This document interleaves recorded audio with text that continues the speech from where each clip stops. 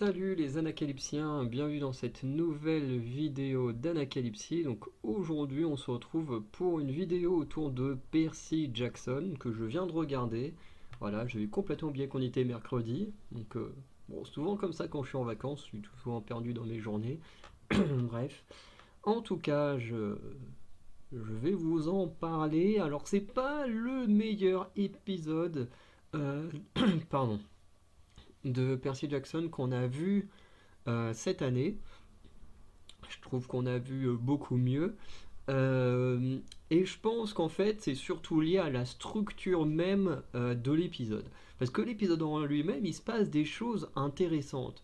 Puisque dans cet épisode, on retrouve les personnages dans le train, donc après avoir envoyé la tête de Méduse dans l'Olympe, et du coup ils font route vers l'ouest afin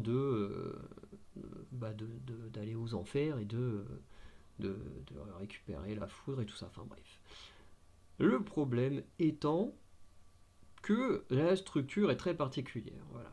On les voit dans le train, on découvre que le train est saccagé, eux ils disent bah non, c'est pas nous, machin. Alors j'étais très content par contre de retrouver l'acteur qui joue l'officier de police.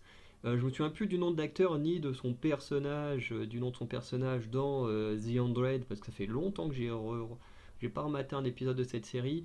Mais j'aimais bien son personnage, c'était pas non plus le meilleur de The Hundred parce que c'était l'un le sort de technicien ingénieur, voilà, qui était très cool, euh, très proche de Raven là. Et honnêtement, ça me fait toujours un petit plaisir comme ça quand je revois des acteurs ou des actrices que j'ai beaucoup aimé dans un film ou une série télé, dans des nouveaux programmes comme ça. Ça fait toujours plaisir, surtout quand je m'y attends pas. Parce que quand je l'ai vu, je me suis dit, waouh, attends, mais il me dit quelque chose lui. Et puis voilà, j'étais content de le voir. Si j'arrive à trouver sur internet une photo de l'officier de police, je pense que je la mettrai. Sinon, bah tant pis, mais voilà. En tout cas, en tant que fan de The Hundred, s'il y en a d'autres comme moi qui ont vu The Hundred et qui regardent Percy Jackson actuellement, vous voyez très bien de qui je parle. Bref. Euh, et du coup, il les arrête. Il y a Echidna Echidna ou Echidna, je sais pas s'il faudrait le dire à la française ou pas, avec un che ou un que. Bref. Je vais dire Echidna et voilà. Hein, au moins on sait de qui je parle. Du coup, qui vient, qui les menace, se disant être la mère des monstres. Alors j'avoue que pendant une grosse période de ma vie, donc quand j'étais adolescent, j'étais à fond dans la mythologie grecque, je lisais plein de trucs. Il y a même une époque, je crois que c'était sur ma terminale, ma deuxième terminale, où avec des amis et tout, on avait l'intention de créer une web série sur justement les demi-dieux grecs version adolescent. Donc c'était pas réellement des dieux qui sont devenus adolescents, c'est juste qu'en fait, enfin si, c'était ça, dans le sens, mais enfin je sais pas comment expliquer.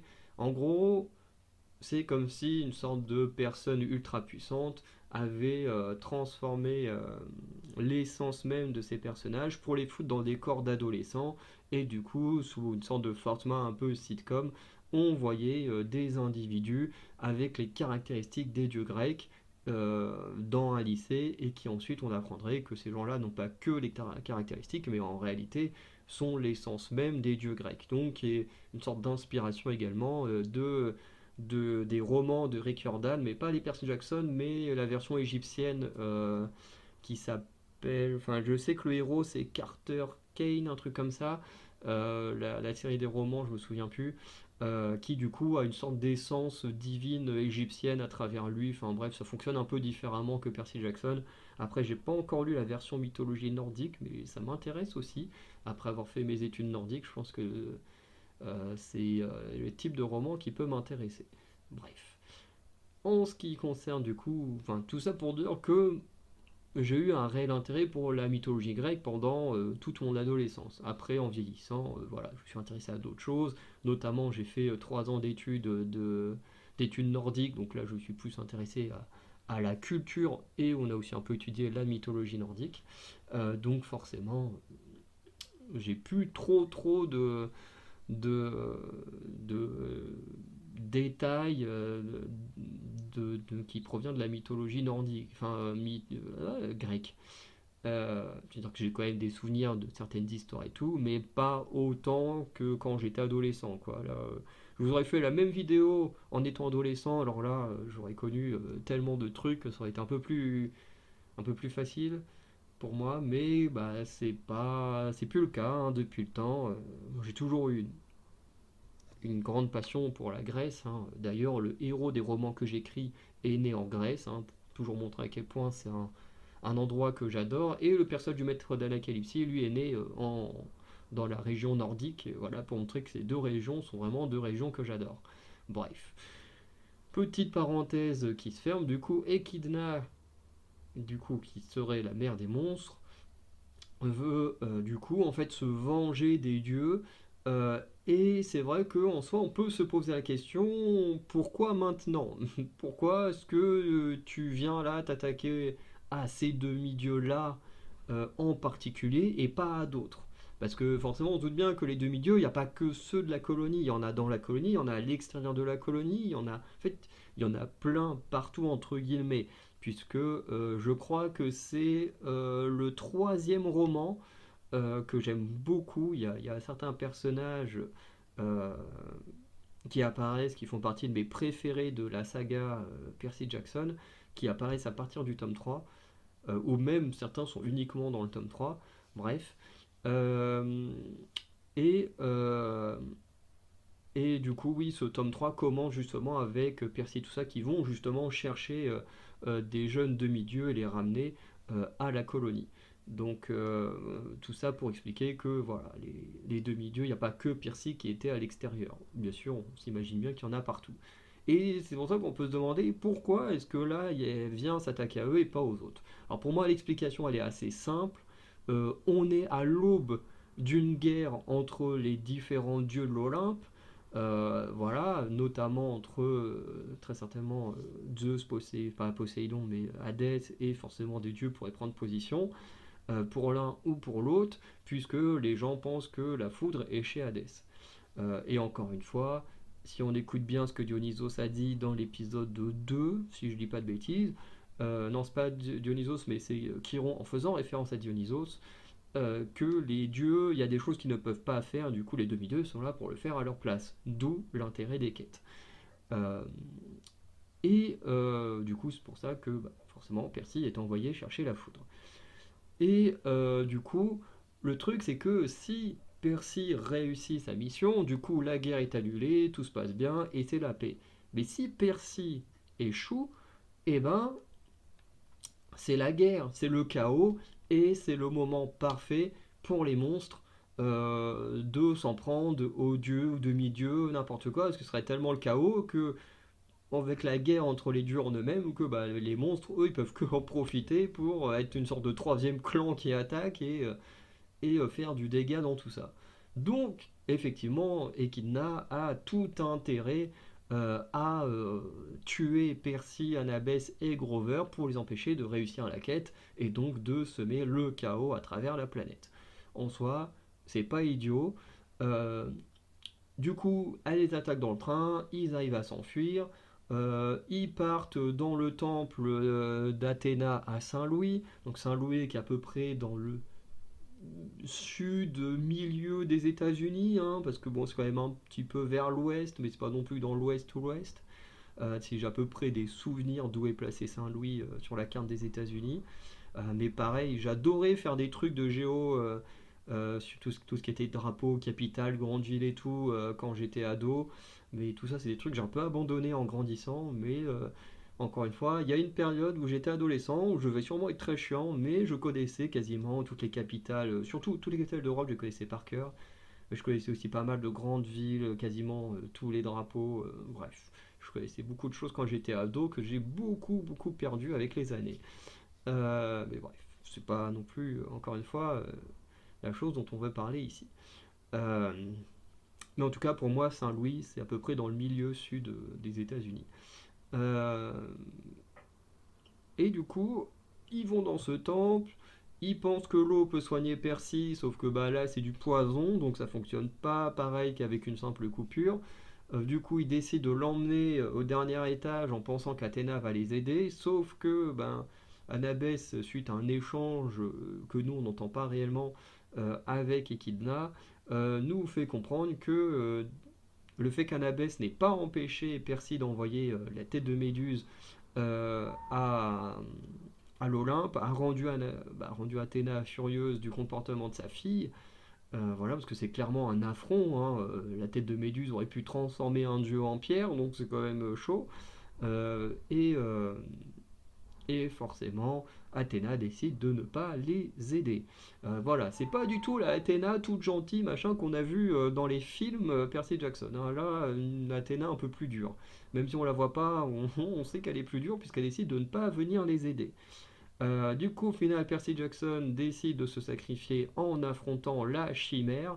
Chimère qui est vraiment stylée. Alors, je sais pas, enfin, plutôt, je ne sais plus à quoi est censé ressembler une chimère, mais en tout cas, celle-là, je la trouve plutôt stylée. Mais ça, je pense que c'est mon amour pour les félins qui fait ça. Voilà, je suis un grand amoureux de chats, j'adore les félins en général, hein. Mon animal préféré, c'est le jaguar. Je kiffe les léopards, les guépards, là, avec leurs petites larmes noires au bord des yeux, je les trouve trop mignons. Bref, je suis un grand fan de félins, donc forcément, là on a une chimère qui ressemble à un félin, je le trouve plutôt stylé. Par contre, le combat en lui-même est pas incroyable. Parce que, en fait, le combat, c'est Percy qui, globalement, essaye de foutre des coups à la chimère et la chimère qui le contre et le repousse. Voilà, il y a un moment où il crache du feu, et quand tu te demandes pourquoi tu t'arrêtes au lieu de cramer Percy, parce que Percy il roule vers le mur, mais du coup il se trouve bloqué contre le mur, et là la chimère elle s'arrête au lieu de le brûler. Tu dis, bon, ok, il y a un truc qui va pas. Et ensuite, bon, bah les deux ils continuent entre guillemets à se battre, mais en fait, le truc c'est que on se doute que si la chimère est plus agressive, elle va tuer Percy, mais en même temps, t'as l'impression qu'elle est là, elle est censée chasser, elle est censée voilà, apprendre à chasser, prendre du plaisir à ça. Mais elle est très, comment on dit, elle est très passive la chimère. Et c'est un peu, je sais pas, c'est un peu pour quelqu'un qui est censé, enfin je veux dire les créatures comme ça quand elles chassent, je veux dire le Minotaure, il en avait rien à foutre d'avoir un gamin en face de lui, il fonçait et puis voilà, je trouve que l'excuse du c'est un bébé, voilà, il apprend. Je veux dire, t'as une proie facile devant toi, même un bébé, il serait pas juste là en train d'attendre de se faire taper dessus, quoi. Bref. En tout cas, Percy finit par tomber dans le vide. Son père lui sauve la vie, hein, parce que c'est clairement Poséidon qui se sert de ses pouvoirs pour sauver la vie de son fils. Euh, et, euh, et on s'arrête quand on est sous l'eau, où une sorte de créature aquatique vient rassurer Percy Jackson, notamment lui disant que son père est fier de lui, machin, ce qui redonne confiance en Percy. Et là, bam, l'épisode s'arrête là-dessus. Et c'est là que je trouve l'épisode un peu décevant. Pour moi, l'épisode aurait dû se terminer un peu plus tard, avec Percy qui retrouve les autres ou qui arrive à s'enfuir de Saint-Louis, ou je ne sais pas, mais pas là-dessus, pas en plein milieu d'un combat. Parce qu'on se doute bien que Echidna et la chimère vont redescendre ou s'attaquer à Annabeth et Grover, qui sont juste derrière une porte. On a bien vu à quel point Cher pouvait défoncer n'importe quelle porte. On doute bien que la petite porte qui sépare Echidna et la chimère d'Annabeth et Grover ne va pas les empêcher de les attaquer. Donc pour moi, je pense que l'épisode aurait dû être un peu plus long et ne pas s'arrêter sur une sorte de suspense en mode paf, maintenant vous attendez une semaine et vous allez vous demander ce qui va se passer pour tout le monde, enfin surtout pour un ABC Grover. Voilà, parce que du coup Percy on voit qu'il reprend confiance, on sent que là il va être chaud pour le round 2 contre la chimère et Echidna, mais voilà. En fait c'est vraiment le découpage qui me dérange. Parce que l'épisode en lui-même, en vrai, il est divertissant, hein.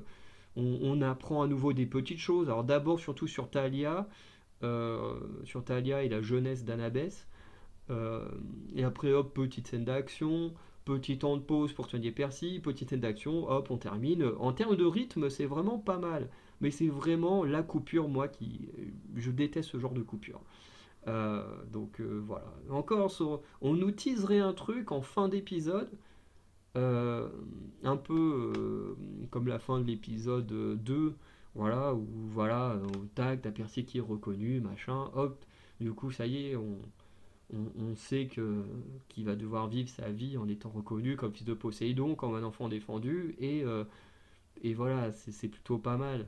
Tu te poses des questions sur quel va être son avenir et tout, mais en attendant, on ne te fait pas miroiter en plein milieu d'un combat. Et ça, voilà, moi j'ai du mal avec. Et ensuite, la question que je me pose, c'est euh, est-ce que ça adapte bien le roman? Ben, j'avoue que là, je n'en sais rien. Parce que je me souviens plus d'à quel moment ce personnage de la mère des monstres apparaît dans les romans. En tout cas, en termes d'épisodes, c'est très bien. Franchement, on a un très bon épisode à part le découpage. Mais en termes d'adaptation, j'avoue que, encore une fois, je me dis, ça fait beaucoup trop longtemps que j'ai lu Percy Jackson, et encore une fois, ça me donne encore plus envie de relire les romans, parce que en fait, ça me perturbe trop de pas me rappeler de ce qui se passe dans ce roman. Donc ça me donne encore plus envie de le lire, parce que ça doit faire plus de 10 ans que j'ai pas relu Percy Jackson. Euh, ouais, ça doit bien faire presque 10 ans que j'ai pas relu Percy Jackson, donc ça commence à dater. Un peu moins de 10 ans que j'ai lu le premier tome des Héros de l'Olympe, mais pour Percy Jackson, ouais, ça date quand même. Donc va vraiment falloir que je m'y remette. Et comme ça, parce que d'un côté, j'ai l'impression, et en fait c'est ça que je trouve un peu plaisant quand même, c'est que j'ai vraiment l'impression de redécouvrir une histoire. Parce que quand je vois la série, que j'essaye de me rappeler du roman, je me dis, mais en fait, je me souviens pas de ce qui se passe dans le roman. Donc je redécouvre une histoire qui, d'un côté, pour l'épisode 1 et 2, je me dis, oui, ça me rappelle beaucoup de souvenirs. Et ensuite, épisode 3-4, j'ai plus de souvenirs. Donc il y a un peu ce côté plaisant de redécouvrir l'histoire. Après, quand je relirai les romans, je serai plus apte à pouvoir dire si cette série sera une meilleure adaptation que les films, enfin, du moins le premier film. Mais pour l'instant, j'avoue que j'ai pas de souvenir de si ce passage-là est réellement dans le premier tome.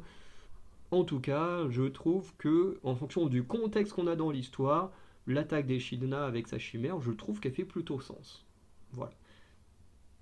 Du coup, je vais m'arrêter là pour cette vidéo. N'hésitez pas à me dire ce que vous avez pensé de cet épisode, si vous avez aimé ou pas aimé. N'hésitez pas à me dire aussi si, comme moi, vous aimez ou non ce genre de coupure. Voilà, alors moi, quand ça tease réellement quelque chose, j'aime bien. Je pense notamment à la fin de la saison 2 de Sweet Home, où on te tease le retour d'un personnage que quasiment tout le monde avait kiffé dans la saison 1, et que tu dis, bon bah voilà, il faudra que tu attendes la prochaine saison pour le voir, mais tu vois, ce genre de teasing, j'aime bien. Par contre, les coupures, comme ici, ou comme dans le Hobbit, la désolation de Smaug, où on te fait une coupure en plein milieu d'une bataille ou d'un combat, ça j'aime pas. Donc n'hésitez pas à me dire également là-dessus ce que vous en pensez. Sinon, bah, je vous souhaite une bonne journée, une bonne soirée. Je vous dis à très bientôt pour de nouvelles vidéos. Comme finalement cette vidéo devrait sortir avant la vidéo de la série que j'ai le moins aimé, la série que j'ai le plus aimé de la série 2023, euh, je vous souhaite une bonne année, une bonne santé surtout, voilà, et que les projets que vous envisagez euh, puissent se concrétiser, même si ça n'est pas toujours simple. En tout cas, je vous le souhaite de tout cœur. En tout cas, moi je suis très content parce que sur cette année 2023, bah, tout s'est plutôt bien passé. En vrai, la chaîne, ou même les chaînes YouTube en général, ont monté en flèche. Alors certaines beaucoup plus que d'autres, hein. J'ai des chaînes qui sont encore à moins de 10 abonnés, certaines qui sont dans la dizaine, vingtaine, et d'autres qui ont totalement explosé, comme cette chaîne Movies and Series, hein. Franchement, je vous remercierai jamais assez, puisque à l'heure actuelle, cette chaîne YouTube est celle avec le plus d'abonnés. Et oui, parce qu'avant c'était l'ancienne chaîne principale, donc la chaîne Koh-Lanta et Pékin Express, telle qu'elle se nomme aujourd'hui, avec ses 76 abonnés, hein, qui est bloquée depuis que Koh-Lanta et Pékin Express ne sont plus diffusés. Pendant la diffusion, ça montait chaque semaine, et dès qu'il n'y a plus de diffusion, hop là, on reste bloqué, il n'y a plus rien. Ce qui n'est pas étonnant, puisque je ne peux plus sortir de vidéo quand il n'y a plus de programme. Que ben, cette chaîne Movies and Series, elle a pas arrêté de monter. Aujourd'hui, on a 80 abonnés, donc on est sur cette chaîne Movies and Series officiellement la série, enfin la chaîne avec le plus d'abonnés, et j'en suis très content. Voilà, ça prend du temps, ça va doucement, mais honnêtement, moi, ça me plaît, la façon dont ça va. En plus, si je compile le nombre d'abonnés sur toutes mes chaînes, sur les 8 chaînes, on est presque à 300 abonnés, donc je trouve ça plutôt pas mal, et je remercie tous les gens qui nous suivent. Bref. En tout cas, je vous souhaite à nouveau une bonne année, une bonne santé, également une bonne journée. Allez, à très bientôt. Ciao.